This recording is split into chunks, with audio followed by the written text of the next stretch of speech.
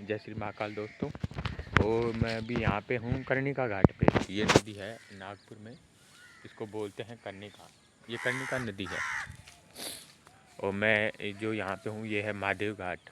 बहुत ही शांत एरिया है, योग और ध्यान के लिए बहुत अच्छी जगह है ये। यहाँ पे लोग आते हैं पूरे शहर के। आर्मी एरिया है वैसे तो, लेकिन फिर भी लोग आते हैं यहाँ पे। आसपास के लोग आते हैं, आर्मी वाले भी आते हैं। बहुत ही शांतिप्रिय जगह है, एकदम शांति। आप देखिए,